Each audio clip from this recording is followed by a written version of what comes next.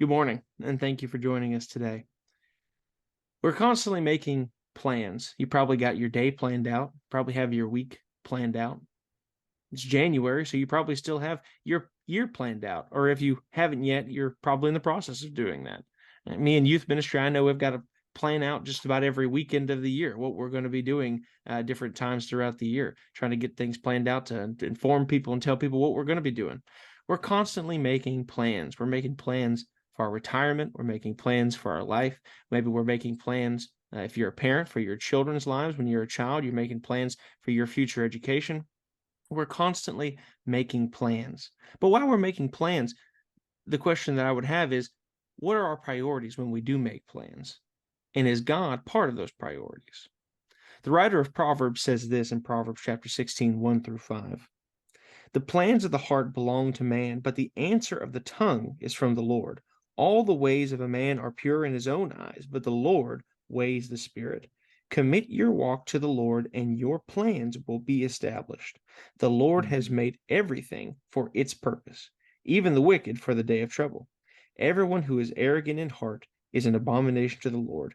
Be assured he will not go unpunished. Mm.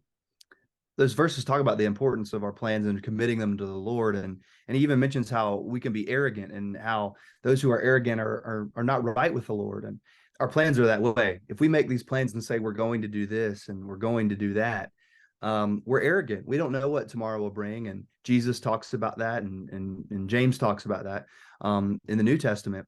And really, we need to be humble with our plans and commit those plans to the Lord. And Dakota talked about how like we think about what's going on ahead of time and where we're going. I think about when we drive and we put in our GPS where we're going. We know all the time where we're going. But we were talking in Bible class yesterday at how Abraham, when God called him, didn't know where he was going. And the writer of Hebrews said as much. When he went, he didn't know where he was going. The one thing he knew, though, was that God told him to go. God told him to go to a place, and he was relying on God's direction and God's call to take him where he needed to go. In the same way, we really don't know where our lives are going to take us.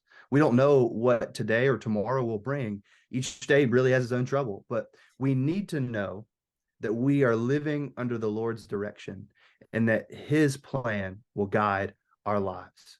Let us make sure that we have the humility and pray to God, asking for his direction and patience with regard to our lives. Thank you so much for joining us today. God bless you.